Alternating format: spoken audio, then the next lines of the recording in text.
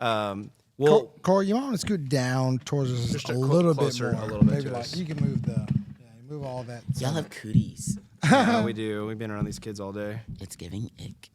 It's giving ick. All right. Fine. It keeps moving. Okay. Can you tighten it? What's Okay. wrong? Yeah. Oh, Is better? Yeah, that's Yes. perfect. Cool. Is this Ready? ASMR? Okay. Let's do it. We can get some of that going on the podcast. Sorry. I just got it. Sorry. All right, everybody. Welcome to the next episode of the Dream Job Podcast. My name is Riley Warren. And I'm Shannon Jacobs. And we're thrilled to be here with you today with our next guest, Director of Bands at TMEA Middle School, Mr. Corey L. Graves. Welcome to the show. Thank you so much for having me. We're excited to have you, man. I feel like you've been here, but now you're like here. Like here. You're You're here. here. This Yeah. is great. This is great. Been very fortunate to get to know you over the last few years. You joined our district, Forney ISD, in 2021 2021. at Jackson Middle School, and so just been really fortunate to be around your great teaching and Well, thank you. hear your ensembles and Flattery all of will the, get you everywhere. all that's right. Yeah, we start out with flattery, and we soften the blows. But Right. we're super excited to have you and just hear a little bit about your story. Yeah. Corey, man, let's start off. We kind of asked all of our guests in the beginning, just kind of, can you give us your backstory? Where'd you grow up? Schooling? How was it? What about music interested you in making this your dream job? Got it. Okay. So I grew up in a tiny town in East Texas. It's called Garrison, Texas. And I went to school in high school and really, I guess all of grade school in Henderson, Texas. So it was a long 30-minute bus ride. It was really far away. So I was with this little country kid that was like bussed into town. Oh wow. So I started on the euphonium in the 6th grade. I did not want to play the euphonium, fun fact, because I did not know what it was. Did you by any chance want to play percussion? Absolutely not. I'm just kidding. Everyone wants to play percussion. Yeah. I said I wanted to play trumpet, and they said, "Oh, your lips are too big." I was like, "Oh, okay, that's wild." Wow. And then they said, "Well, can I play the saxophone?" And then they told me how much it was, and I was like, my mom was like, "Hey, we can't afford that." And so they said, "Well, you're gonna play the euphonium." So what's that? And then they took me in their room. I was like, "No, not with all the jewelers. Oh my god!" And so, which is Nice. all to say, you make sure that you put all of your smart kids on all of the instruments. That's right. Because every instrument needs that. But anyway, it was a great time. I had wonderful music educators from the time that I was even in elementary to all the way through high school. Music's really always been a part of my life. My mom is a church organist. She's been playing at our local church since she was 13. So even in the womb, I was next to the keys. It was just kind of a thing for me. Awesome. I went Awesome. into college knowing that I was going to do, I wanted to be a doctor, a pediatrician specifically. And I said, well, that's what's going to happen. My senior year of high school, I got a stethoscope as my graduation gift. This was a real thing for me. So I went into, college as a pre-med and music major. So if you really want to stress yourself out, that's how you do it. Wow. But Wow. I also know that there is a higher acceptance rate into medical school if you're studying outside of the sciences. It shows you're more well-rounded. You can do lots of different things. And I mean, I think we all know too, a lot of physicians are musicians. Yeah. So it's kind of a thing. Anyway, so I went through that process. I got selected as through something called JAM, which is the Joint Admissions Medical Program. They picked 2 students from every Texas public university to be a part of that program. So luckily, my application won me that spot. Nice. And so I would study at Baylor College of Medicine and Rice University in the summers. And so I was full on cadaver dissection. We're in the med classes, we're doing the things. Wow. But through the program, and I had a guaranteed acceptance into 7 medical schools, and I decided I didn't want to do it anymore because that's not where my heart was. And I would follow I'd do some job shadowing through a preceptorship, and realized this is not for me because no one's ever happy. And that's Right. like, I know that's really, I shouldn't say that. My experience was that the people weren't happy with what they were doing. So I figured if I'm going to work the same amount of hours, I might as well be happy. I wish the Right. paycheck, reflected that, but whatever. Right. different podcast. Amen. So then I finished that. And then I went to do my master's degree in Euphonium Performance at the Ohio State University. Did I put that on there? I made sure I spelled the question out just like that because I knew if I didn't, I would catch some flack. for Look, that, I catch so. flack for that all the time Yeah. because if I don't say the, I get in trouble. If I do say the, I'm pretentious. So Is there 2 Ohio State universities? there's an you can call it? Ohio University and Yes. there is the Ohio State University. So Nice. do with that what you will. Yeah. So anyway, I finished Buckeyes, that. Finished that the degree. Buckeyes. And then I took my first job in South Texas, sight unseen, honestly. I moved to La Jolla, and from La Jolla, I taught there for 2 years. And then Dina Laudel found me in La Jolla in Roma and said, you know what, I think I would like for you to join my team. And it changed my life. And so I taught in Roma for 11 years. And now I'm about to start year number 4 in Forney. Forney ISD. I know. So I moved here so I could be a little closer to my family and be a little more involved with that. Yeah, here we are.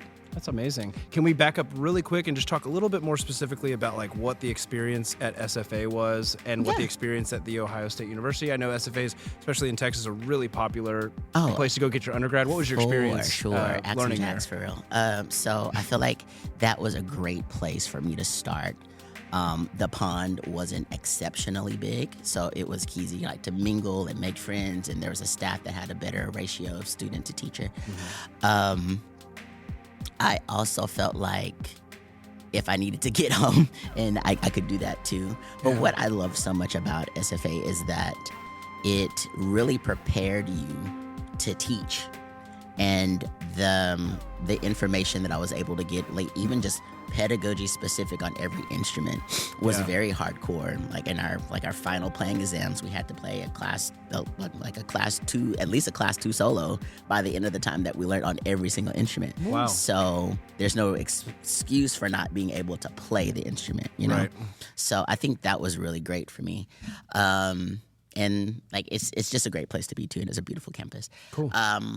Going on to the Ohio State University, total different experience as far as like how big the university is. Right. But I felt like the School of Music had that same homey feel to it, which really like got my attention. Rosa Milkelson was great. I got the conducting aspect of that, and my tuba professor, tuba euphonium, was absolutely. Dr. Akins was also great, and I think that really opened up my eyes to like what was possible in the realm of wind band. Sure.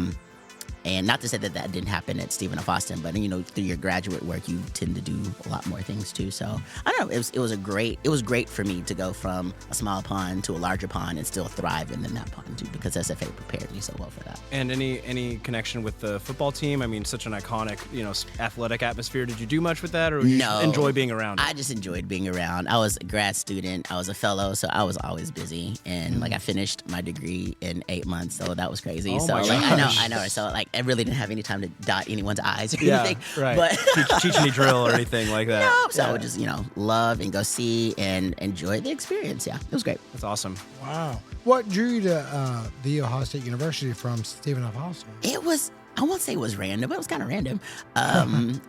So I was a Bill and Melinda Gates scholar. And so that offered an opportunity for me to go to whichever university that I wanted to go, and they would pay for, which was awesome. Can you talk about what that program is? I think that's pretty fascinating in that process. So that foundation was set up to promote and help students in underserved populations. 1,000 students were selected every year across the United States, and so they would split us up. Half of us went over to California, to Los Angeles to accept that award, and then the other half to like Virginia, I believe. And anyway, so it was a way to make sure that you are seen within your profession by people who need to see you that look like you and things like that. So I'm very grateful for that opportunity because that took such a load off financially. And also became a really great networking tool to meet other people who I thought like I did, that I might not have seen before, or had similar aspirations and things like that. So yeah, that's kind of how the Bill Gates thing kind of happened. That's awesome.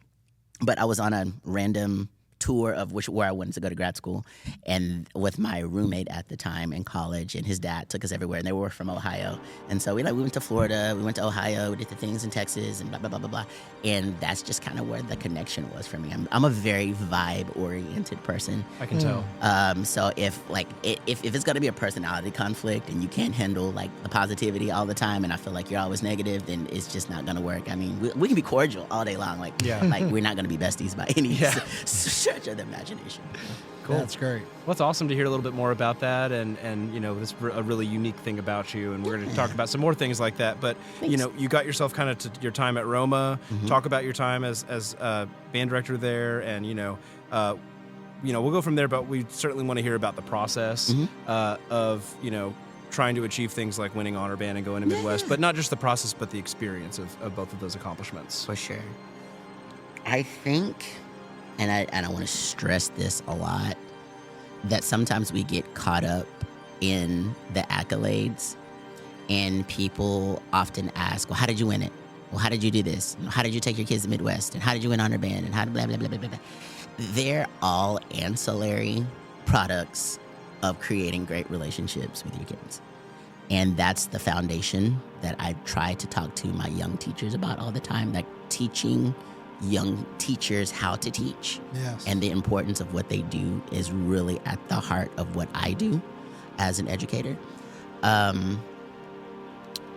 Just knowing simple facts about people really kind of, get that to happen. I think what's really special about the whole Roma situation is that those students come from such a humble environment. Yeah. And are some of the most genuine students I've ever met in my life, and would do anything that you ask for. And their parents were like, how can we invest in our kids?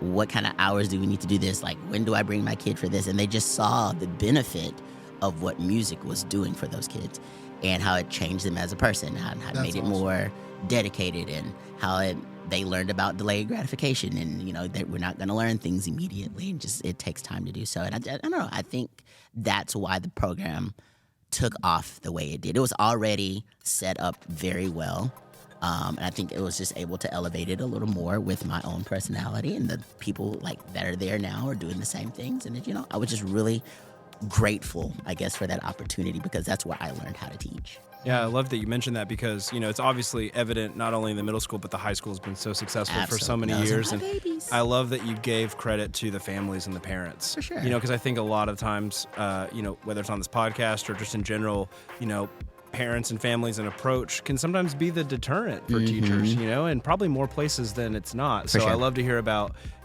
an example where it's the opposite, and that's just so great to hear that that's happening down there. It really takes a village. And I know that's cliche, but it's really true. And then when you get the administration to buy into what you're doing, and it makes them look good, and they are happy that you're able to go travel and tout the name of the district and the town, and they we're on the map, and now people know, and people want to come visit and see the things. It's just a really remarkable experience, just tantamount to what we're trying to do here in Forney as well. Right. So despite, not wanting to just get into the accolades, can you talk a little bit about those? Because but when you have a group like that, it is really special, so talk a little bit. Which one came first, Midwest or TMEA? So Midwest happened 2016. Okay. And TMEA happened in 2020. So what was it like to prepare for Midwest? And, maybe some people don't even know what the process is like. We're going to get into, you're on the board of directors at Midwest, so we'll talk about that later. Got it. But yeah, just give us some, what was that year like, and what was that experience like for your kids? So, I think what the kids learned from that experience is that it takes a lot of stick-to-itness to get things done. And a little bit of what I was talking about delayed gratification before, it's like we're so used to instantaneous things. Sure. That process was whoa, actually, I've got to try that again and do it the correct way so that we can move on. I am 100% a cheerleader for my students 100% of the time. I will tell you when it's wrong, though. And I think that's when we learn it's okay to have someone be demanding with you. but you don't have to be demeaning when you do so. I think that's a lot of people miss that point where they just yell, and because sometimes we teach how we were taught. But anyway, so I think too, that's when I really started getting people to come out more frequently and witness what was happening, and they could be another ear to say, hey, try it this way, because we can get so blind on the podium to what we're hearing, right? And then I said, you know what, let's go for it. Let's just go ahead and make a submission, because I feel like people need to see what's happening here in South Texas.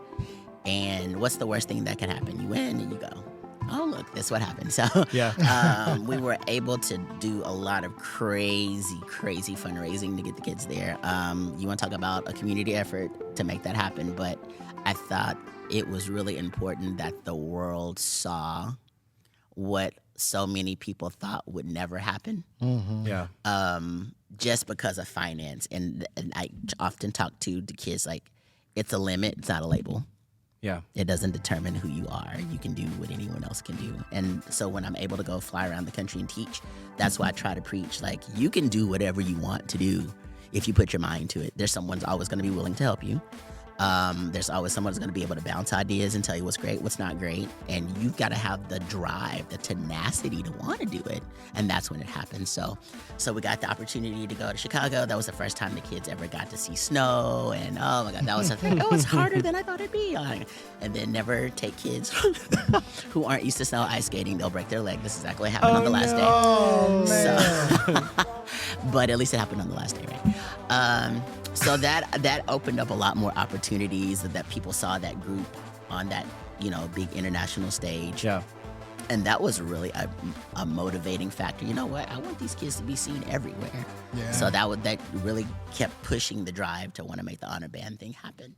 And fortunately enough, in 2020, it did. I'm so thankful that concert got to happen right before everything shut down. I was looking at the video, and I was looking at your bio, and it said 2020. I was like, wait a second. Oh, yeah, TMEA 2020 did happen, so they weren't, canceled for COVID and all that stuff. That's awesome. Everything closed down right in March, so I'm very thankful that we were able to, put that out there on that stage. The kids still talk about it. I still get emails and messages on random platforms about the kids and how life-changing that experience was. And that's really special to be able to impart that and give kids that opportunity. That's amazing. Well, we've got a few videos here, so we definitely want to take a second to highlight the kids and highlight your success. So why don't we start with this Army of the Nile? Yeah. Is that okay? Let's do that. All righty, let's get this going here. And this is Midwest 2016. Yeah, that was the submission tape. Oh, okay. Awesome. Very cool. By Kenneth J. Alford. I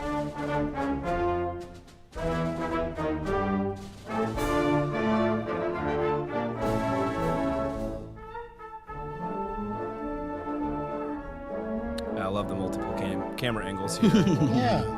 Good to see everybody. Don't mind my turn. Oh, looks great. Just move your arms in.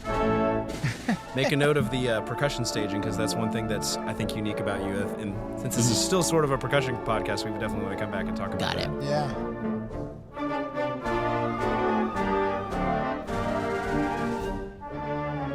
Such great tones. And articulations. Yeah. Thank you. I think it's like I said before, kids can do anything, and I think sometimes you go back and you listen, and this is not braggadocious at all. If anything, it's bragging on the teachers that I taught with. Sure. That if you teach kids the fundamentals and don't get in their way, you scaffold them appropriately, and you keep them curious enough to keep practicing on their own. Yeah. A first-year player coming out of sixth grade, a second-year player in 7th grade can achieve these same things. Yeah. It's incredible. I want to come back and talk about if there was a private lesson program at all. Nope. Wow. No private lessons. So Roma is very far removed from any big university or anything. Sure. It's very, very rural. So I was fortunate enough to be able to teach with a pretty large staff. So there is a person on staff that is in charge of the curriculum, if you will, for every individual instrument. And so we really teach that instrument from 6th to 12th grade. So you kind of have your own studio, if you will. Yeah. But you also front bands. So we taught at 3 different schools every day. So it's kind of like drive-by teaching sometimes. But but there is something to be said about giving the kids the same opportunity, even though it's not on an individual level. It is with someone who has such great pedagogy, and those become your babies. Yeah. I'm sure there's a lot of team teaching going on too in 1,000%. the concert bands. Yeah. Mm-hmm. So yeah, we were everywhere every day. Bragging on the kids more, they just have such a great demeanor. You can tell how focused and just calm they are. That's what we learned. It's, I can't be the largest word in your vocabulary. It's the smallest one in the dictionary. I love that. I'll mess it up with the sound effect. 2 snare drums. We see a little smaller one and a little bit bigger one. I like that.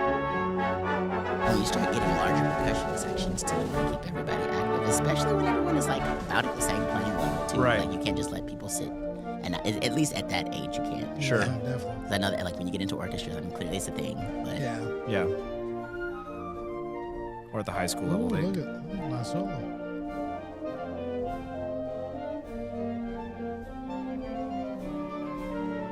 It's so nice to listen to something other than.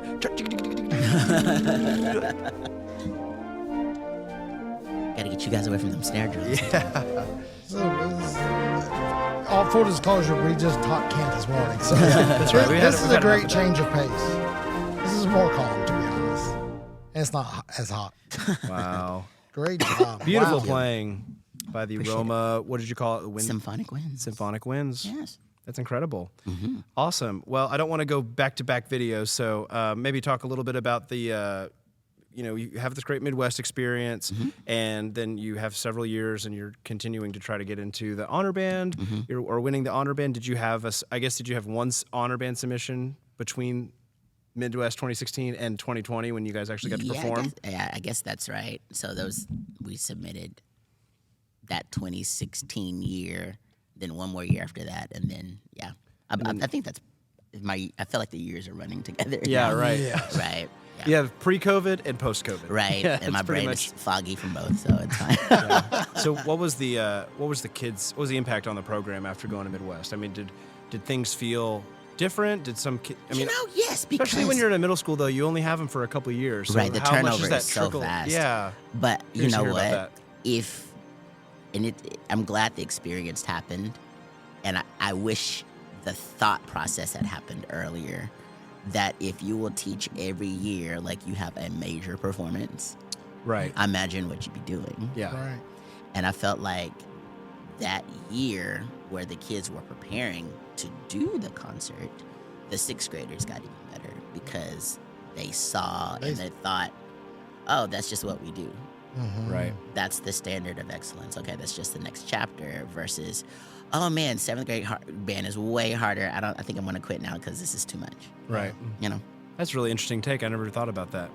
I think, like you're saying, a major performance like that really changes the culture of the program. For sure. We've been fortunate to, do PASIC and then Midwest, and I feel like that from that PASIC submission year to now has been a different gear. For sure. It felt like Cloud 9. Yeah. It just feels like everything's kind of moving and the gears are turning themselves almost. And you learn as a teacher how to prioritize and teach quicker, more quickly. You learn what's not important, what you can keep. It'll eventually come, that you don't harp on a skill for too long. Mm-hmm. Boy, that was really beneficial when I thought, you know what? I've got 9 pieces to perform in December. You know what? Let's cut this warm up a little short. Not that the fundamentals are so important. And I'm not saying that to cut fundamentals short. If you walk into my band hall right now, you will know that's the basis of everything that we do. Yeah. But you learn how to start teaching those fundamentals through the music, or you learn how to kill 2 birds with one stone. And we're going to do this articulation with this scale, and immediately go to this music and apply it. Yeah. Where it's not Transfer. just a skill. So Right. smart. That's So really smart. Yeah, that's like 100%. We try to do that as best we can. Like warm-ups that we do Where is it in the music?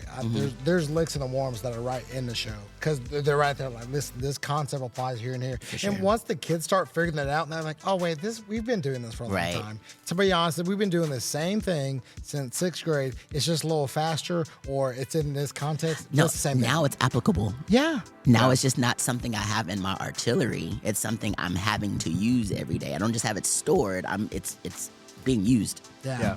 It's game changer, man. Game changer, 100%.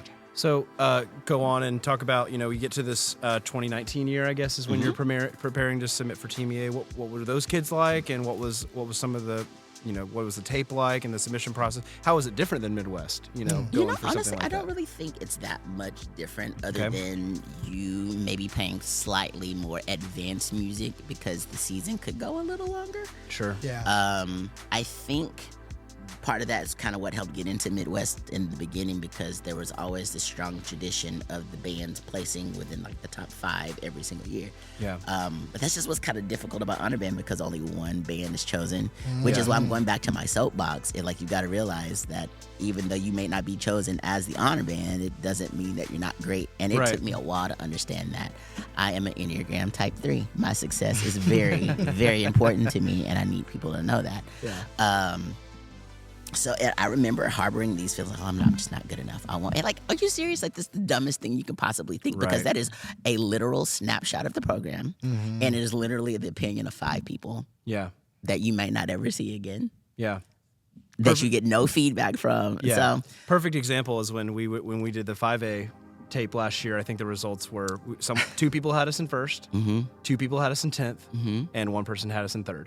And I think we ended up in 3rd. You know what I mean? So it's such a crapshoot sometimes. Yeah. You can't hang your head on, I'm not going to be defined by a rating that someone gives me, Now, with that being said, though, when it finally did happen, and I always think things happen for a reason and when they're supposed to happen. And maybe something foreseen that I didn't know about was, would not have made that performance be what it was. But I think because of all the trials to get there, and having the connection and network of people that, bounce ideas off of and them come witness what was happening and get the kids excited about the process, it happened when it was supposed to. And so when the kids were able to put that performance on, I'm not gonna lie, it was amazing. Yeah. And it wasn't amazing because of anything I did. It was such a genuine display of their hearts on that stage and them being so excited to share that with people who may not ever visit that part of Texas. Right. Yeah.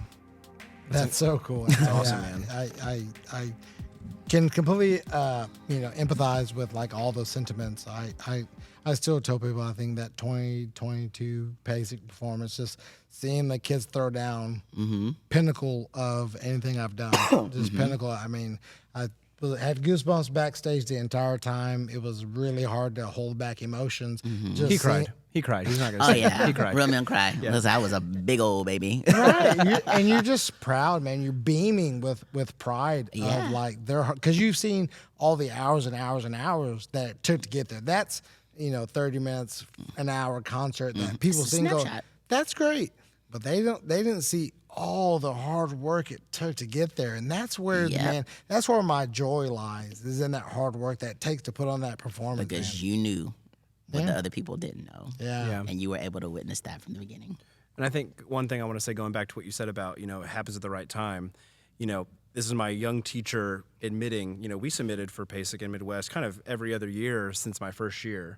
And, there was definitely moments where like it was disheartening to not get it. And and one way it was disheartening, but another way it like inspired me to try harder the next time. Yeah. But I love what you said about it happens at the right time, because if we would have somehow won in some of those years that we submitted, there would have been no way we could have done what we did when we did end up going. So I think that's really important too, to kind of consider that. So we've got the Honor Band video pulled up. Can you intro what we're about to hear from here? I believe this is a video of one of the commissions we had done by Brian Beck. Oh, wonderful. Great composer and former middle school band director. Great friend of mine. So he really knows how to write really well for middle school. But I wanted to find something that captured the essence of what it was to live in Roma. Oh, wow. So this is a piece that is inspired by dance. And really inspired by cumbias and things like that. That it's Sweet. Yeah. So it's really cool to really put the percussion at the forefront and let them do their things. And you watch that. You look at the kids; they've got their little zarapes on and things like that, and the girls got the little flowers in their hair. But I think I enjoy watching that video so much because you can tell that the kids are having fun with each other. As I'm gonna nail this solo and I'm gonna do this one now it's our turn to do our thing. And now we're gonna show off a little bit. Now it's really cool. That's awesome. Title of the piece? Danza de los Gladiadores, I do believe. Nice. All right, let's check it out.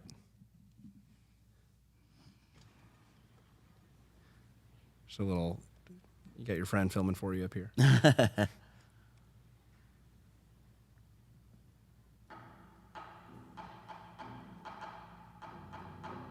don't mind that it looks like Blair Witch.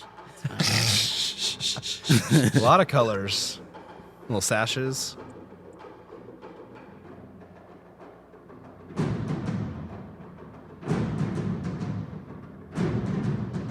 I spoke too soon on hearing drums. Right.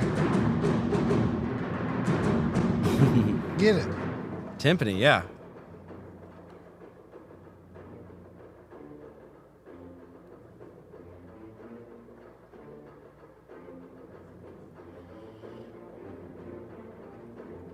What does that stage sound like? It is way boomier than you think. Yeah. I bet. And so if you can get yourself off the wall, do it.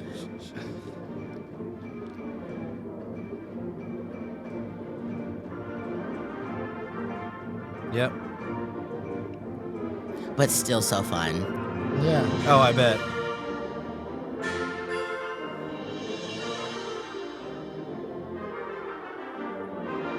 Wow.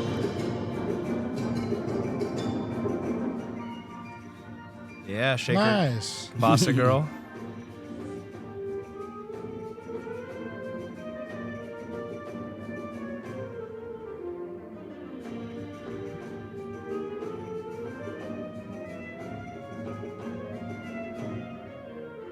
Nice. And to have an audience like that, Yeah. to really appreciate what the kids do.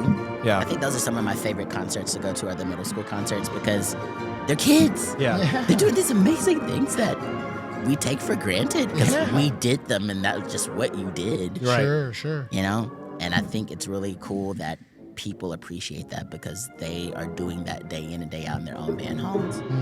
Yeah. What a feeling. Yeah, they always put the middle school concerts at a great time, too. Yeah, It's for usually sure. like Friday at 2 or something like that. You know, everybody's there. Yeah, and I think too it's really cool well, not really cool, but you gotta talk in beginner land about teaching every kid how to do everything, because you don't want a tubist to be bored their entire time, and you only teach them ones and fives, and they can go get a career with that. That's fine, but Yeah. they're not gonna have any fun. So I think this is a really cool piece to be able to show off, technical prowess and everything. Yeah, very evident. Cool piece for sure.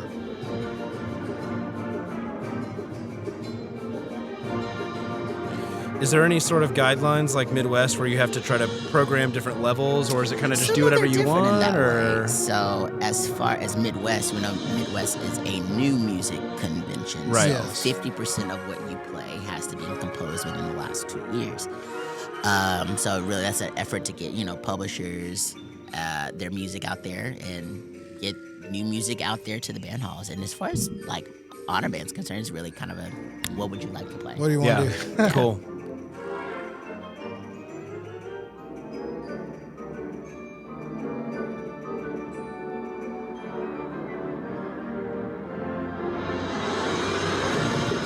Man.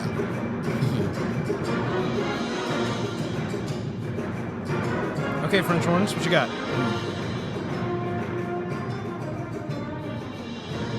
Nice. Oh, it's taking me back to the time. We don't have tissues out here, sorry. That's okay, I have a shirt.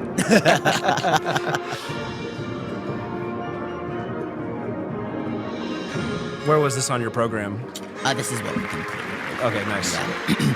And another thing too, like just to any band director that's out there listening, try to program things with living composers. So they can come out and witness and talk about and show what their inspirations was. So the kids really loved interacting with him, and he really enjoyed coming out and being able to spread that Oh, joy. I bet. Yeah, that's a really cool thing about, our experience has been very similar, having people write music for us or take music that's been written in the last few years by people who are still around that could come out and share that experience. I mean, and then you think about like the experience you're giving the kids, that's like such a unique thing for them to get to bring new music to life for the first time, Or even better to have a piece of music commissioned for you. Right, yeah. Knowing that you'll be the first ones to premiere this. Like, what a badge of honor. Yeah. That is. That's incredible. Well, so neat. we've got one more video, but I think we can maybe save it for later and kind of just play by ear a little bit. But because we got some more questions to ask you. But obviously, amazing time at down in Roma. And can you just geographically describe exactly where that is for our listeners? So that is about 8.5 hours south of here. So it's literally on the border of Mexico. So you are San Antonio. You got 4 more hours to go. Oh my gosh, that's incredible. That's quite a drive. Yeah. I was talking to my colleague Dina Laudel about that, and she was asked if she wanted to move to the valley. She's like, "The valley of what? Like, what are you talking about?" I didn't know Valley that of death, existed.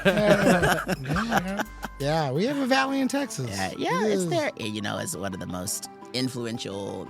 People are amazing. The food's amazing. And you can tell because I just ate all the things all the time. Whatever. I'm a food eater, and I'm not ashamed of it. You don't have to apologize for that. And I will never. We also eat food. Yes, we share the boat with you. Awesome, man. So you wrap up a wonderful time in Roma, and now you're here. Can you talk about how that developed and how that came about?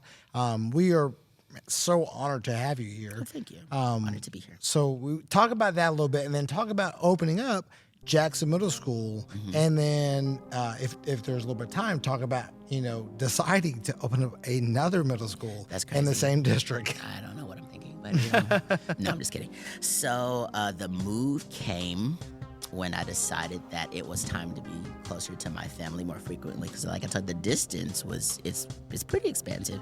So it would take about 9 hours to drive to get back to my family, or I could like fly into Houston and drive another 2 hours. Like it just wasn't, it wasn't a thing. So I was starting to miss a lot of things with my grandma and her birthdays and my mom. Like my grandma is literally turning 99 next month. And, oh my gosh. Happy early early birthday. Wow. My grandma's the best.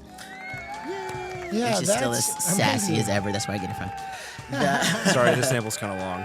That's okay. She deserves it all. And so, so that really, I knew that I was going to move closer. I just didn't know where.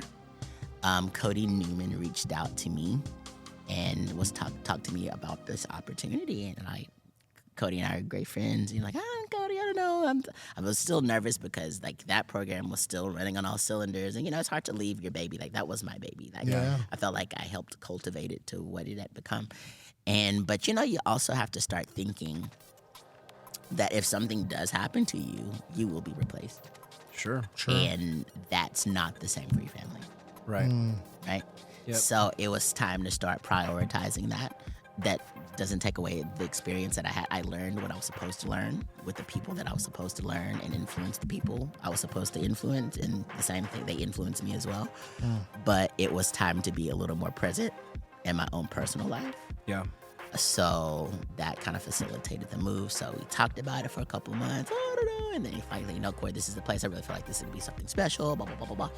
And so, then I ended up moving into Forney. I've never even heard of Forney, really, to be honest with you. One of my best friends from college was from here. She went to school here. Her dad used to be the band director here, like long. Oh, wow. Brack May. Oh, wow. Yeah. So, Brittany May. Awesome. Shout out to Boo. Anyway, so. We love it when people shout out on us. Yeah. So, I came here, and this was coming out of COVID. So that was already a thing in and of itself, getting kids used to being social again and not hiding behind a camera or showing off their gerbils to you on screen. Yeah. So you did a whole year of the COVID year still at Roma? 100% online for 18 months. Oh my gosh. Yeah. That's insane. Yeah. Anyway, we got here, and trying to open something new was a lot. Yeah. I'm not even gonna hold you. It was a whole lot, and like the building wasn't done. even being painted. Like they were painting it as the kids were coming into the building. And we didn't have chairs until October. And then we were borrowing this from this person and that. And it's like, you know what though? Anything worth fighting for is worth having, right? Yeah. So we pressed through it, and really we got through that first year. But like looking back on it, I think having been an experienced teacher for at that point, 13-ish years, I don't think anything prepared me for that. And it made me so much of a better teacher because I couldn't take anything for granted. Yeah. Like things that I had okay, well, of course my kids know this because we learned this and this. Now you got kids coming from this school and this school and this school, and I don't know this person, and they're scared of this person. They're not used to talking to this person, and blah, blah, blah. And it's a whole lot. Like you have to build a culture first. Yeah. And then you can worry about the skills later. Yeah. And I'm so glad I figured that out in my younger years of teaching, just because it's just kind of who I am as a person. Like, if you don't talk a whole bunch of smack and talk down and be condescending to me, I'm going to listen to you anyway. Yeah. So you can only imagine what middle school kids are like, which are the meanest humans on the face of the planet, if you're not careful. You're right. So they'll just take that to the next level. So it was really just building community. Yeah. I'm so fortunate that I've been able to work with such amazing assistant directors. Yeah, you got a great team. I have a fantastic team. They started with me their very first year of teaching, and it's been really awesome to watch that bloom in them, start saying the How same lucky things. for them. And well, it's lucky for me that I get people who care enough about what they do to do it at the level that they do it, and they commit so much of themselves to it. So working with Quintavia and working with Tina and working with Kohei, it's so fun to come to work. That's to amazing. work with people that you care about, they care about you. We always have our best interests at hand. We all shine in different ways. Yeah. And I think the kids see that too. Yeah. And every kid can find a person, not that they aren't all role models, but that they really gel with. Yeah. Like that's a more introverted person, but they're still sweet and nice. They'll help me. They'll tell me the truth. This is a way, okay, this is where my quirky personality is going to go. I'm going to go to that teacher about this. And so it's nice to work with such diversity in itself, but with people with such diverse personalities, but who still have a common goal and Yeah. great at what they do. That's incredible. And they're all moving with you to Teamer and taking on that challenge. Teamer Titans. Two school openings in a 3-year period. You really are crazy. Yes, I am. You're a crazy man. But you know what? It's going to be worth it, though. Yeah. I think I learned so much in that Jackson experience, and the administration was wonderful, and the kids were great. But, as big paradigm shifts start to happen, and all the rezoning and things like that, I was like, maybe this is the time to do this. My current principal, my principal from Jackson was going to be over at Teamer as well. So she's such an avid supporter of what we do, as well as the principal that's going to stay at Jackson. It's really awesome to have administration that understands the importance of what we're doing. Right. And they advocate. And while they might not know the specifics of what we do and may not be able to get the kids to do the same thing, they see that this is why the kids are coming to school. Yeah. And they see this is what keeping the kids motivated, and they're calling the band director, hey, I'm having an issue out of such and such and such. How do I fix this? Mm-hmm. And they're not calling the parents for it. They're calling their second parents, which they see every day, and we get to teach them for 3 years. Right. So That's amazing. it's really cool. And what you said about supportive admin, that's true. We've talked about it in other episodes, but not just at those 2 campuses, but here at Forney High School and all the way up the ladder at Forney ISD. So that is not something that, we completely understand that and reciprocate that emotion as well. So kind of, next question, moving on. We talked about, you kind of alluded to building relationships and how important that is, but, and I'm going to dote on you again, but you were the teacher of the year in Roma, and you're recently the teacher of the year as well at Jackson, and that's obviously no coincidence, but you talked about the importance of building relationships. Talk about that, and what are not only, why that's important to build relationships with the staff members and the parents and students, but what are some specific steps that people can take? Not just, we have great relationships. We hear that all the time. What are specific things you do, Corey, to build those relationships with those 3 different, levels of the community? Got it. I've been so blessed to just let things flow naturally and just let them happen. And like, to be named Teacher of the Year in 2 districts, like for the district, that's just a blessing. Like I said, it's an ancillary prize that came along with just trying to be myself. Yes. Yeah. You know, I think it's really important to try to learn really specific things about people. That starts with learning their name, right? The sweetest sound to anybody is the sound of their own name, right? And I feel like young students get so baffled that you know who they are after 1 or 2 meetings. Oh, you know me? You know my name? It's like, I don't know, it's like this object permanence thing. Like they when you're not there, you're not real. Like, I don't know. It's a thing. Like, yes. But I think priding yourself in knowing who you are teaching. Yeah. It's so important. Because that's when kids will bend over backwards to do what you're asking and then really push themselves because you have such a high standard that you've set. And they're only going to rise to the standards that you set. Yeah. Right? Because they don't know any better. I think getting out and knowing who people are within the school and don't be the best kept secret at your school. Right. Period. That's knowledge bomb right there. Yeah. So I love it. I should walk around with sound effects all the time. We thought about it. We're only at the brink of figuring out what this thing can do. Right, yeah. It's amazing. But getting out and learning who are the core area teachers, and not because you want to figure out why is little Johnny not passing the class and you've got a contest to go to in 5 days. Like, that's not their fault. Johnny should have been doing what he was supposed to be doing in the class in the first place. But like, know them on a human level. Yeah. And I get so bothered, I think, when you try to have a conversation with people and they don't look at you in the eye, or like you walk past someone and you say hello and they don't speak back. And they used to really eat at me.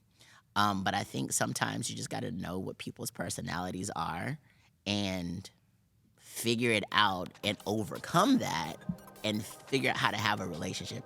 It may not happen with everybody, but like there's something to be said about the effort, and the effort usually pays off. Yeah, I think I'm not sure if people are familiar with the Enneagram test. But it is this... It's pretty popular now. Yeah, so like these 9 numbers that really tell you how you receive information and how you deliver information, kind of like this personality type things.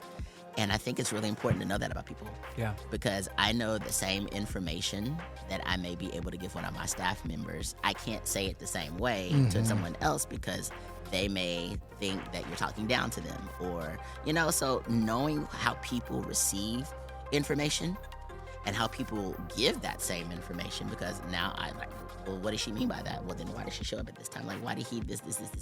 Yeah. And it's just like knowing your audience, and getting out into the community. Know the parents. Yeah. And don't just dote on the kids who are excelling all the time at the highest level, because success comes in so many forms. You may get your all-state player.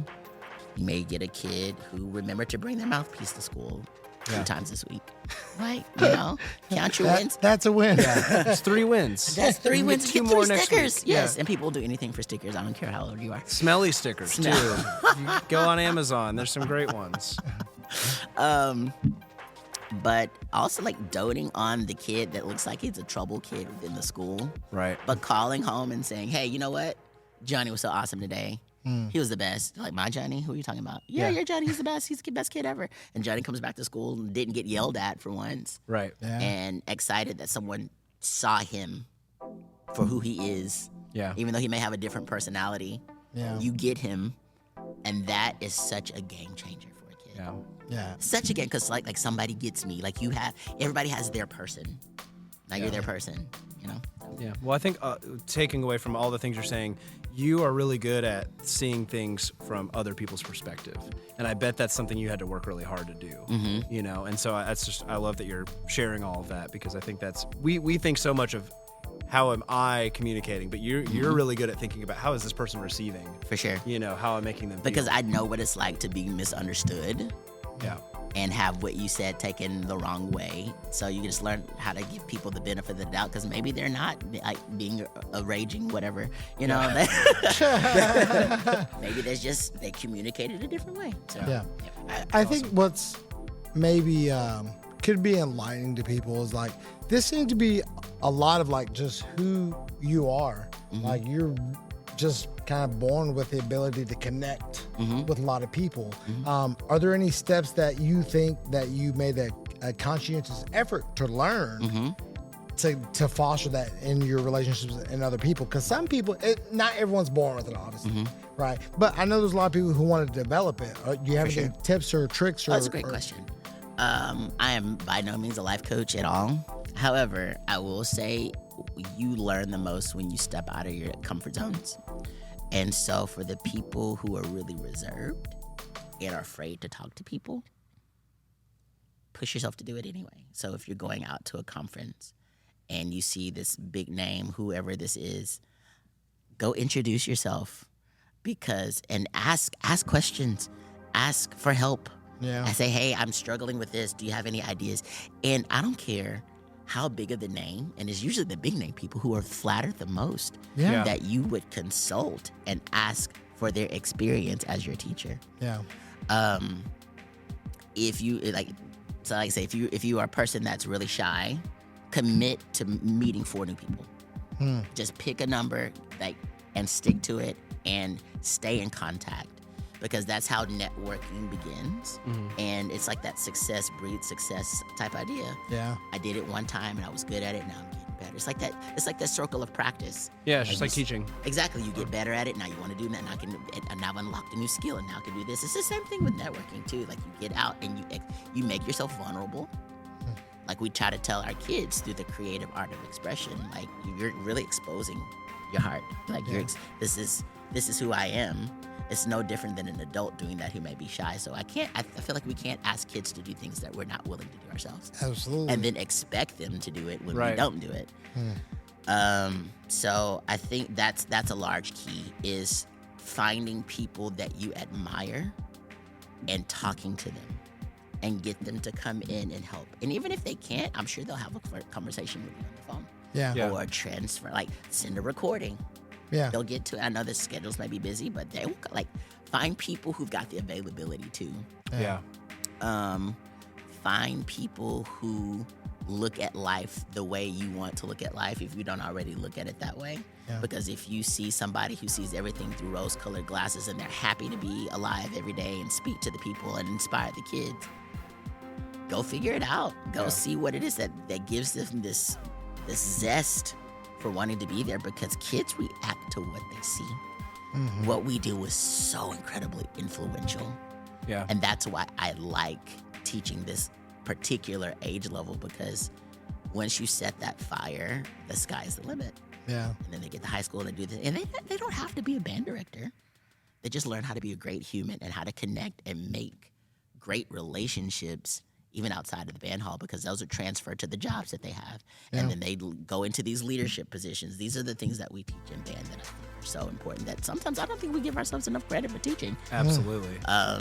So yeah.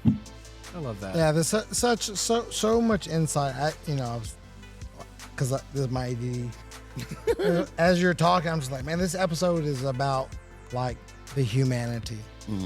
So much about the humanity of what we do, psychology and being a life coach, being a motivator, being like that person for all these students. And it's just so cool to hear you talk about it. And that's what and I love that you're so like dedicated to who you are. Like that seems to be your core non-negotiable. That's the standard, and that just influences everything that you do. And all, like you said, all the success is just a happen chance byproduct of you sticking to who you are. Yeah, absolutely. You are the best version of you.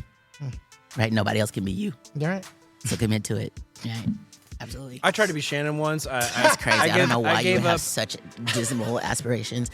I hit the gym like twice in a row, and I was like, nope, not for me. Not doing it. That's so awesome. All right, cool. Well, let's get back to a little bit of the nitty-gritty of like band.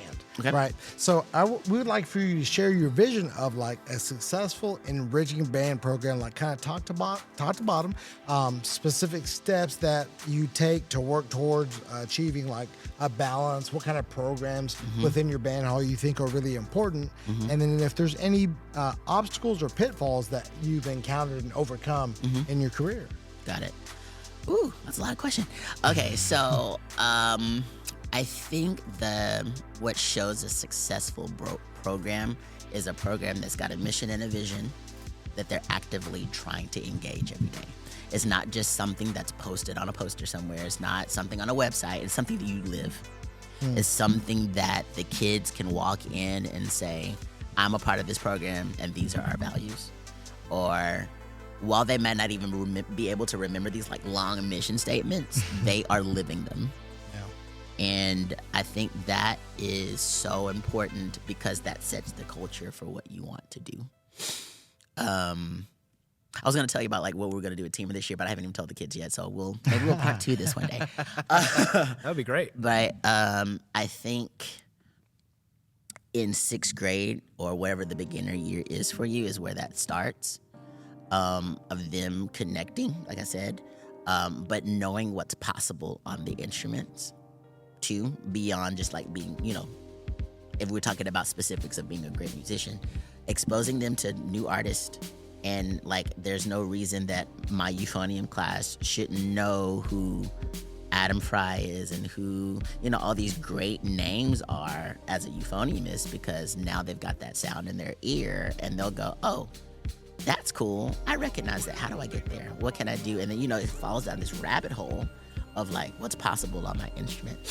And that curiosity. When I don't even know how to say that any better. Like, if you can figure out a way to open the door to curiosity for the kids, and that's when your programs also take off. Side note: is it the President's Own that has that YouTube channel where they have all the different players doing that? Yes. Yeah, that would be a great resource. Maybe we'll put that in the TMEA Band website. It is there. All right. So, yeah, I think that's really important. I think it's something that maybe we don't really talk about enough is like, you got to get your beginner kids to like love their instrument. Like, it's brainwashing. Yeah. But like in the coolest way. Yeah, exactly. No, seriously. Yeah. That if I show up to class one day and you turn in your practice records and you didn't practice on Wednesday and Thursday, I need to know why. Yeah. So you left your clarinet here. Why? Raise your hand if you left your clarinet. Why would you do that?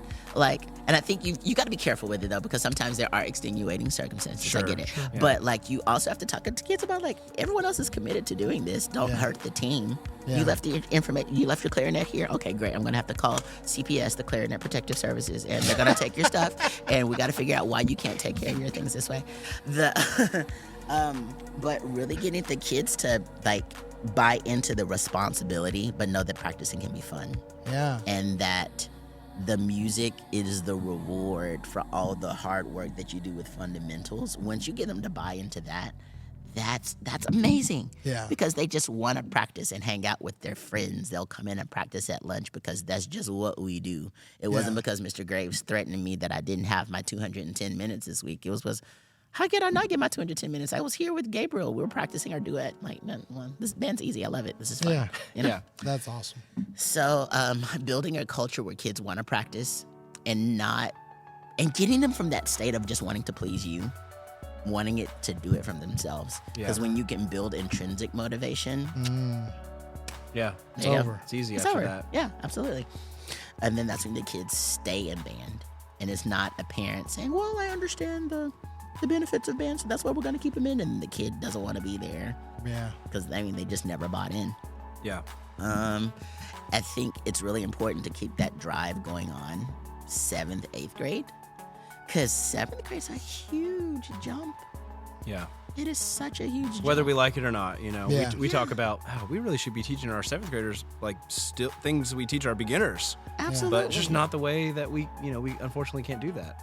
But honestly, I think you, like, in a way you can. Sure. Because I think if you will find the way that you teach fundamentals and teach it backwards in an elementary way where they can always graduate through it, no matter if they're in front of that beginner teacher every single day or not, and they know how to do it, then it's done. Yeah. I don't know if that makes sense. The knowledge is there. They have to progress. Exactly, because what we do is such a progression-based skill. Step by step. Step by step, like inch by inch, life's a cinch. Mile by mile, it takes a while, right? Right. So, just... Sorry. No more chimes. Sound effects. All the chimes. I live on chimes. And there's so much more black on the page. Yeah. Too. It's like, oh, this is hard. Like, have you taught the kids how to practice? Yeah. And then did you give them an opportunity to play for someone? Yeah. Is it just me banging through concert F and F around the room and warm up set 1, option 1 for weeks and weeks and weeks? Right. And now all you or let's talk about it. Soapbox time. Soapbox. I love this. There we go. Need a soapbox sound effect. Right. Go to Yeah. the people in 6th grade who teach just lines out of the book versus fundamental skills, because you end up with a song and not a skill. And you can't hot cross buns does not turn into a 3-octave scale. Yeah. It just doesn't. Yep. Those buns would never be any hotter. Like, it was not gonna happen. That's funny. Yeah. Corey, you're on fire, man. Yeah. This is fun. It is hour in, and here we go. He's lighting up. Yeah. That's awesome. We love it.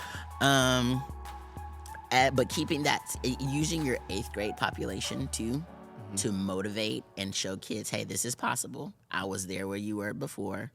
Come practice with me. Give them a leadership role. You're this child's mentor now. If they can't do it, I'm also going to blame you a little bit. Because what did you do?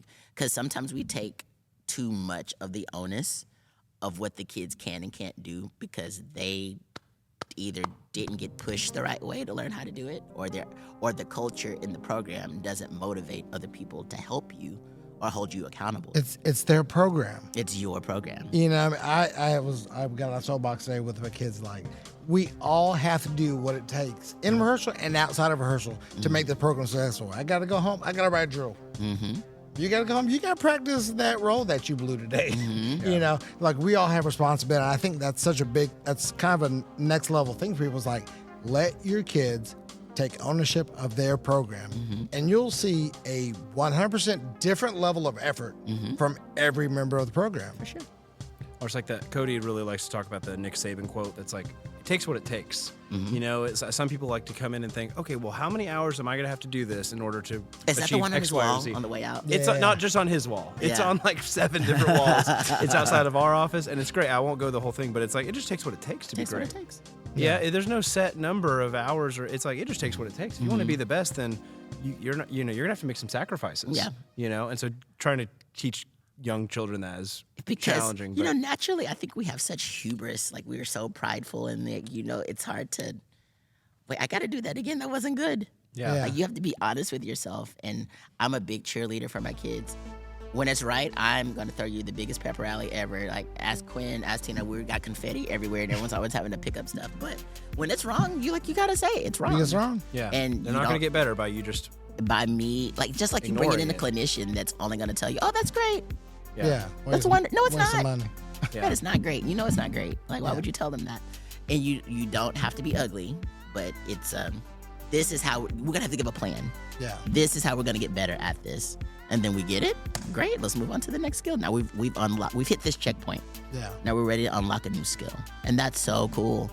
And I think when kids can see that progression physically, tangibly on something. There's a sticker chart. There's a star here. There's this. There's something that shows I've got commitment in this band program. Somewhere outside of just my locker name, it's a culture shift.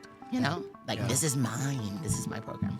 I love that. Well, I love that. We're going to move on to the next question, but I love that you explained what your ideal vision for a successful band program is without talking about having a jazz band or having this many concert bands or having a percussion ensemble. You just talked about the experience of the kid and the culture. So Guess what, you grandma? that's great. We love that, Corey. So my next question is a little bit tied to that, but share your vision for what's an ideal assistant director, and what does that look like to be a great assistant director, and what does it look like to be a great head director? What are some pitfalls that people in either role can experience, and what can both roles do to help their team the best way? So your best, in my estimation, it's my opinion, your best assistant directors are ones who aren't afraid to ask questions. They are not afraid to follow your role and be, like I was talking about, having a mission and a vision for your program. They know what it is, and they are active models of that for the kids. I kind of don't like using the word assistant, even though that's what the title is, because it has to be like this association. Like, this is like your associate. They're like, You may get paid like $3 more because that's really what it is. But you got to have somebody else that really understands where the program is going.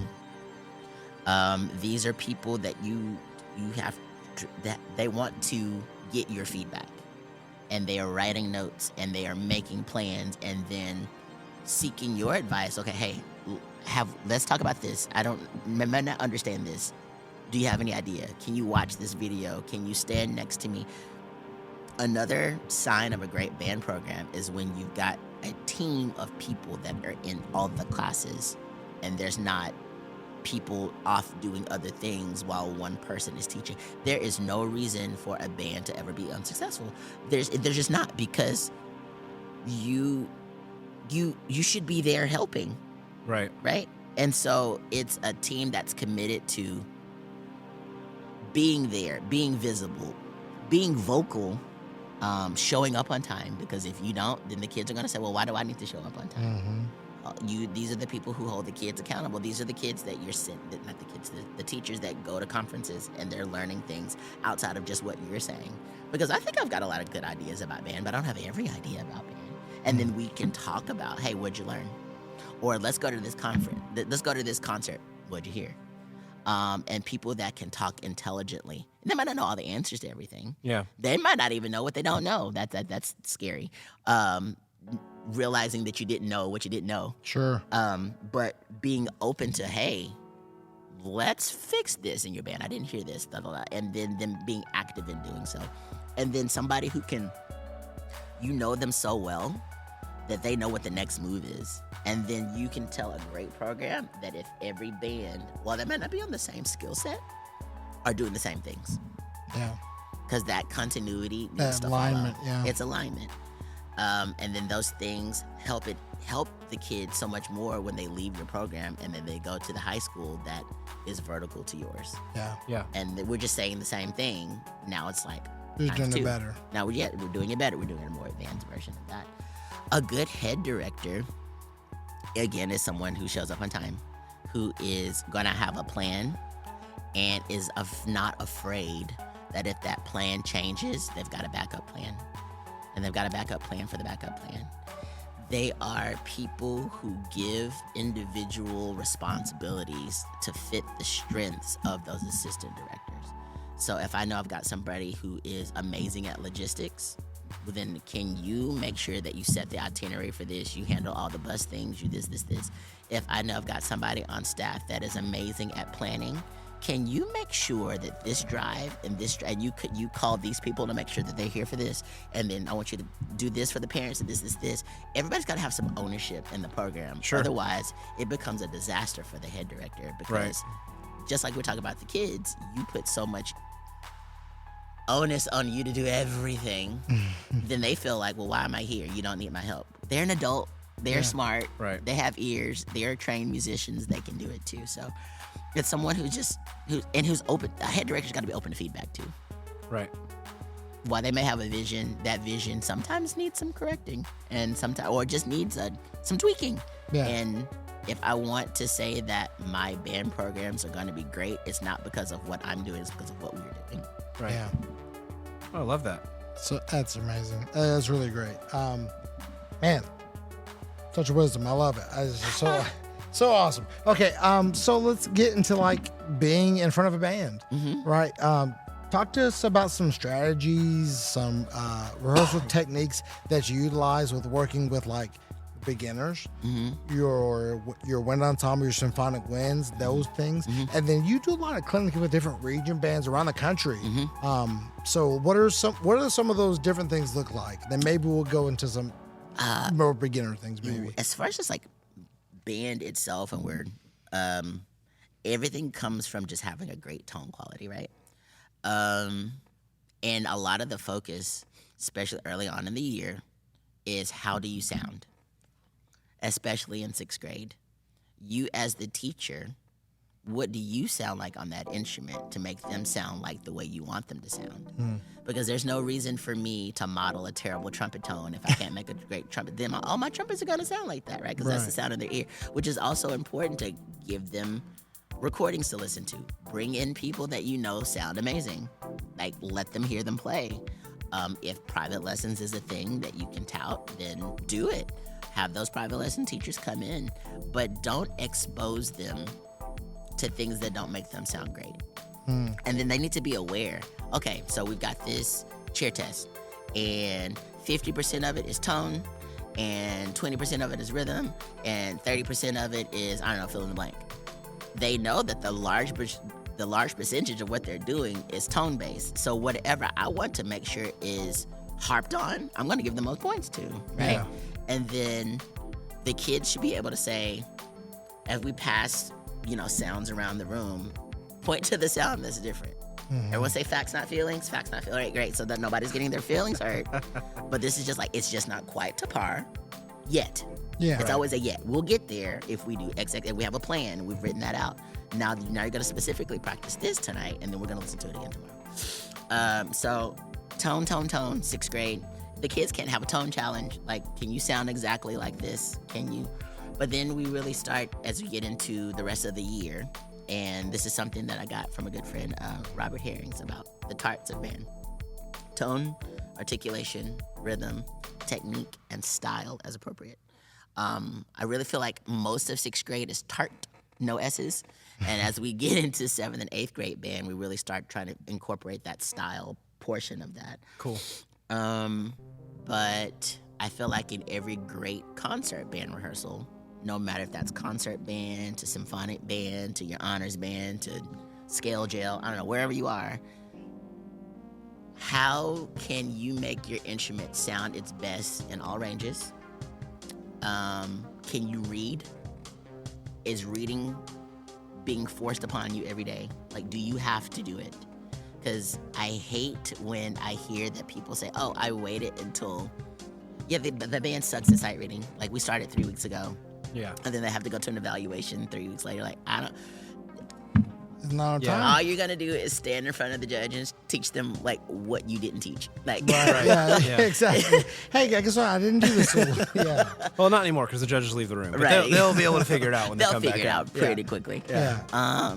But giving the kids an independent sense of, like, used to have something that I called my box of happiness, joy, and smiles. The kids called it the box of death, perception. And so their names Tomato, are tomato. Right, it is what it is. Their names are inside of the box 3 times, and I'll pull the name out. All right, Seth, you're going to read line 13. Great. Seth plays it. Great. We play it with Seth. Great. Seth can't relax because his name's still in that box 2 more times. Right? Yeah. Or if it's one of those particularly, like, you know what, Seth is not getting his life together. It's just so funny that Seth's name was in there 6 times. That's incredible. I love that for you, Seth. That's great. But Oh, we might implement that. I think you should. We're just going to start with calling it Box of Death, though. We won't mess with We're not messing with the smiles and happiness. This is the box of you better have freaking this life is out. Yes, I love that.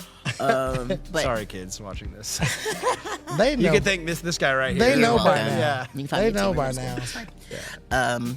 The teaching kids how to articulate appropriately and efficiently using their tongue, I think that's a skill that sometimes gets glossed over. So we spend a lot of time in 6th grade trying to figure that out. Because you can talk about it too much. Like, band kids are smart. They'll overthink anything. So you got to think of ways to do that. But you also have to be able to articulate because that's how you're telling the people that are listening what you're trying to say. Yeah. Right? But scales are so important. I don't want anybody in my band that doesn't understand the scale or can't play scales because it's the basis of what we do in music. Like, you got to learn how to play in the key signature. You've got to learn how to read rhythms independently and count them. And if that's you playing it on one note, great. Can you count it for me? Can you clap it? We've got to have a lot of different modalities that we're encouraging the kids to express to really know that they understand what we're asking them to do. Because anybody can rote. Anybody can rote. But what fun is that? Is trying to keep up. Like, that's so stressful. Yeah. That is so stressful. I find like there's nothing fun about not knowing how to do what everybody give else them knows the how to do. tools and let them do more of it. Yeah. And you're not the one 100% responsible for it all the time. And then once you've gotten through all of those great fun, all those tarts, and you've got your scales and you've done all that, now you can play the music. Yeah. And then as the year goes on, that time spent on those fundamentals becomes a little less as you're creating like more music that they have to play. But now it's applicable. Yeah. You know, now you got the skill set, you've got the range to do it. You know what the fingerings are in that crazy key signature of 5 sharps that we never play in. But you can also do B it. major, everybody. Just so you know. You can the also fact play checkers in out B. there. You're welcome. Yeah. You can also play in B major though. Like I think we don't always give kids credit for being able to do really hard stuff Yeah. because they're just curious, and we've taught them how to do it. And Mr. Graves, I figured out my B major skill. Well, listen, like, okay, let's do it. Yeah. Great. What's next? Funny you should ask. Here we go. Like, Yeah. and you have things ready for them to do. Yeah. That's awesome. Well, thank you for kind of going through that and just talking about, you know, how you approach all 3 of those things. Can we keep you for just a few more minutes? Yeah. We've just got a couple more questions for you. And I'm going to skip this one, Shannon, because I think we covered that a lot sounds of good. the, board of directors and stuff like that. But we are curious because this was originally a percussion podcast, still is. What are some things that you've taken from the percussion education world that might have influenced your teaching? Are there certain things you might have borrowed from percussionists, or and follow up would be, how do you utilize percussionists in your band program to keep them engaged and keep them, loving part of your band? That's kind of a tough question because I feel like I don't necessarily follow percussion circles that closely. Not to say that I've they're got some not great important. Facebook groups to add That's you fine. to. I'll like and subscribe.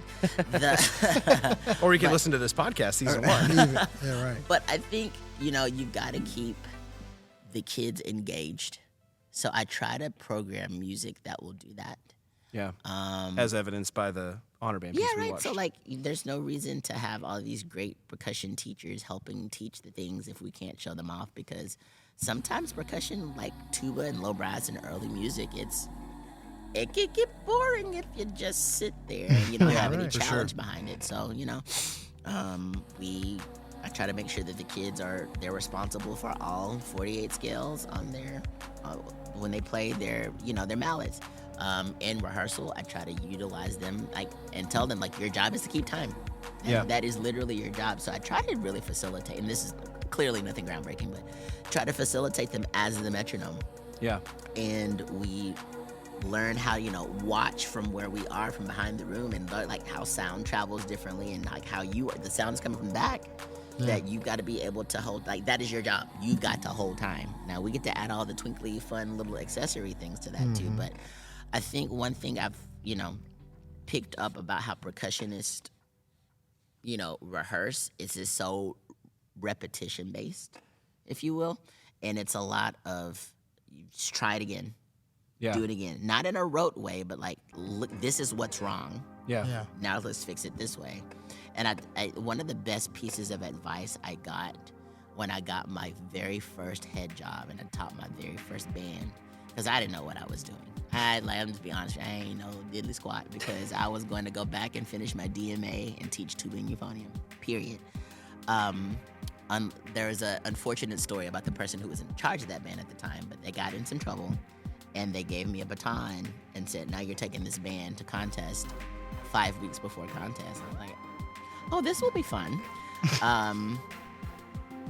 The advice was teach your band like you teach your studio. Hold them to those same types of responsibility and accountability. I think that's kind of what I get from percussion is that it's right or it's wrong.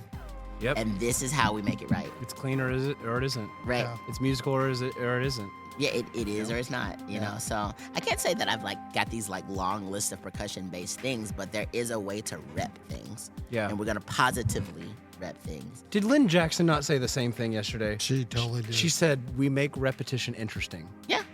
I love that. Back to back. Yeah. Wow. Good job. She's- On behalf of all percussionists. Good job. That's funny. We do it a lot. Somehow communicating the same thing to wind directors all across the country. It'd be great if you'd stop losing your music, but Yeah, percussion. We yell at them plenty about that, Yeah. and we throw away their music when we see it. Oh, And yeah. I'm we- just savage. Yeah. Music, Leave- personal leave your- items. Yeah, leave your doesn't stuff matter. around. It's trash. Yeah. I lost my music. It'll get donated somewhere. Yeah, exactly. right. That's so awesome. Well, Yeah. let's move into another kind of a little bit different style here. This job is demanding. Say that again. It's demanding, and you have to have a certain passion for it, and then it takes a lot of time. We're all obsessive people. We just have that, all the things. But I feel like you found a way to maintain a pretty healthy work-life balance. Trying. Remain happy and do the things. Like, what advice do you have to some younger teachers that are maybe experiencing some of those struggles? Yeah. So let's be honest. Like, the job requires a lot. It requires a whole lot. Someone even told me recently that this is almost like a cult in what we do, and if we're being honest 100%. with ourselves, like, it's kind of true. But I think that's just being a musician. Like, our craft It's speaking a language. is speaking a language, and you don't get better at the language without reading, right? You got to practice it. You got to talk, you got to speak, you got to do the things, you got to have conversation. But it's also easy to get bogged down because we're so detail oriented in what we do that we can always, and we know nothing's ever perfect, and we're always going to strive to do that. It's easy to get stuck at the band hall forever. That was literally probably the first decade of my teaching. Wow. And sometimes I still struggle with that, and because I know what it can be. But it's easy to also like get on the slippery slope where it becomes unhealthy. Yeah. And that's why there's the band director burnout that it is, because we do it to ourselves in the name of competition sometimes. Yeah. Or we just do it in the name of, but I know it can, I can do it, I can fix it. Yeah. And we get so like caught in these minute details. I feel like I didn't really start living until like the last maybe 5 years or so, and started trying to appreciate life. Because like I said early on, if something happens to me, I'm gonna be replaced. I'm not the only person that can do it. So why am I killing myself when I could just be more efficient and still do the job, but also have a life outside of the walls of the band hall? And do I love my staff? Yes. Do I love my kids? Yes. Do I love playing my euphonium and clarinet and French horn? Yes. Will it be there tomorrow? Yes. Yeah. Absolutely. So I have started traveling way more, which is awesome because there's so much of the world to see. Oh my gosh. I try to go see lots of Broadway shows when I get a chance. I love board games. I try to have game nights when I can. And Pause. I've been invited to no game nights. you don't answer your emails. So I will add you to that list. Yeah, me too. I'd love to come in. Yeah. I got you. Say less. I mean, I don't want to make it a bad time for everybody because I'm pretty good at board games, but if you'll enjoy my company, I've been told. Humble of you. So no, look, I enjoy some competition, but I think just getting out and being a part of community. I mean, it could be with band directors, but it doesn't have to be, because sometimes we isolate ourselves with that too. Like, get out and meet people who do something different, because that can also influence how you look at what you do. Oh, 100%. Like, we get very tunnel vision that I've got to be like just band program, when you could just go talk to somebody else who does something different and gives you like a whole new perspective. So and I love comedy clubs and things like that. So I think if you can't figure out a way to give yourself 1, if not 2 days out of the week where you just literally shut band off, you don't take it home. Let's be honest, you have to do it sometimes, because the days are long, you got 1,000 kids. Like, it's part of the job, I get it, but you also have a job to be a human and go be with your family and see, because they deserve you. Yeah. Right? So try to figure that out faster than I did. Yeah, I think figuring it out faster, man. I think that's a big thing. I think, and it's one of the reasons why we're doing this extra thing is, like, if we can help some younger folks figure that out quicker, and they stay in the profession, doing a great job, being excellent educators, being the role models that they need to be for these kids, then, my God, this endeavor has been 100% worth it. Yeah, 100%. That's awesome. I applaud you for doing that. It also started on a spike. Wait, what? There were some ulterior motives also. There's also some ulterior motives, but multiple. That sounds like that's either here or there, but I do want to know. Yeah.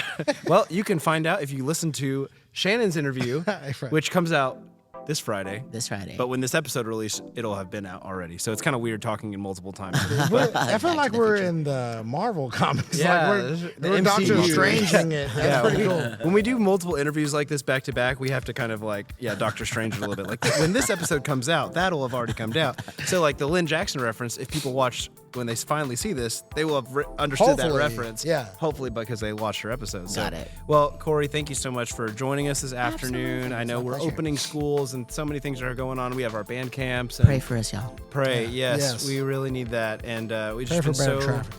It's yeah, that's right, It too. ain't gonna happen this It's morning. been great to sit with you and hear your insight and to get to know you more because, like I said, we're so excited to have you, directly feeding our kids. But, man, I'm just so excited to get to know you and Absolutely. be a better friend and all of those things. And And lose at some board games. It's cool. I love that for you. if that takes, wow, here we go. That's all right, fine. so I Another don't have a, flame. I don't have a boo sound effect. You don't on need here, one. but I don't do this. I specialize in results. Let's talk about it. All Let's right, get it. okay. Oh my God, that was such a trumpet thing to say. you know That's what? I'm just crazy. gonna cut this whole part because That's- I'm in charge. I- So. or better, Just I'll turn just my mic off, I'll it's AI your voice. I'll take all of this and These- use AI. Yeah. These wonderful alto tones. Come on, you don't want those.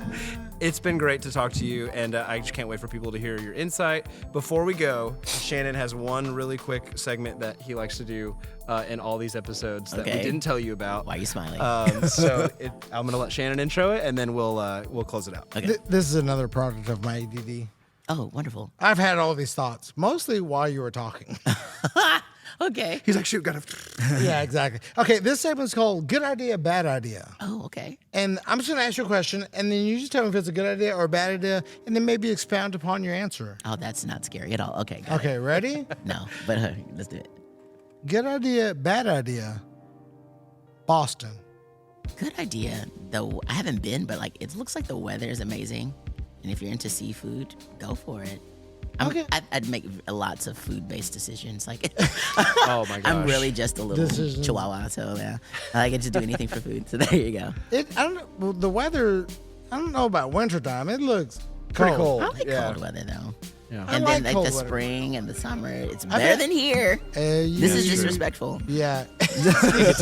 This year is better than last year. Oh it my was gosh, this Death was Valley okay. last great, year. great. All right, cool. Good idea, bad idea. Speaking of food, hot chip challenges. A bad idea. You Absolutely. ever No, and I don't intend to. I know what my Not stomach even is for made of. if we raise this much money, Mr. Graves will eat the hot chip That's challenge. rude because I will usually do most things for kids. Okay, if you will supply at least some milk and ice cream, milk, ice cream, and a Anything- hot chip challenge. Bathroom nearby. that part. Look, Yeah. I'm getting on up there. I get it. So okay, mediocre idea. I'll take that. Mediocre. middle. Look, so bad idea, but he can be coerced. Yes. We have to make that happen. That's gonna be fun. That's not my number one goal. Good idea, bad idea. Flossing. A good idea. Do you? Bo- Would you like bo- to? What? Both the dancing and the dental hygiene. Okay, so I'm glad I let you finish. The first we one. should have more middle school trendy questions for him. Yeah. I will actually say both are a good idea, but depending on the first one at what time, because I've had to do a lot of crazy things with getting kids to be recruited for bands. So if the flossing was what I needed to do at the recruitment concert, then that's what we did.